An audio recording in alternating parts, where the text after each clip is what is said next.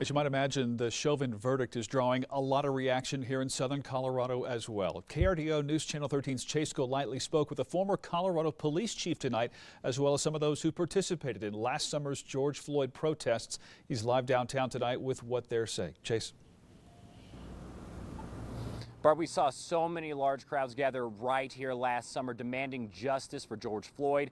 Tonight they tell me they feel that has finally been achieved. Less than a year ago, dozens of protesters gathered all around Colorado Springs after the death of George Floyd. One of them was Justin Baker, saying at the time of these protests, they would never have thought this would be the outcome. To see that his name and his family are getting the justice that they deserve is an awesome feeling. It was this video taken the day George Floyd was murdered that sparked those protests.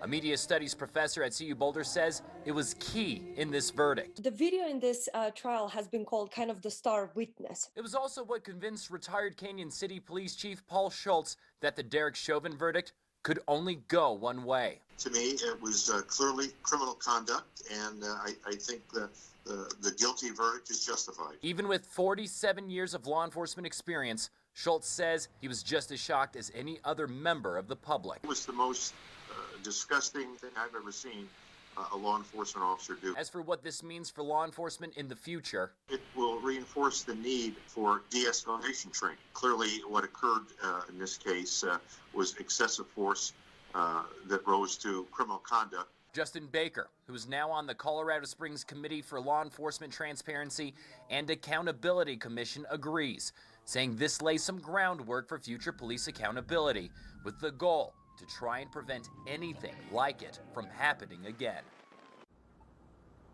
Now, I also spoke to the vice chair of the local police accountability commission, and he tells me they will soon be sending their recommendations to the city council to improve transparency and accountability right here in Colorado Springs. Reporting live outside the Police Operations Center tonight, Chase Golightly, KRDO News Channel 13.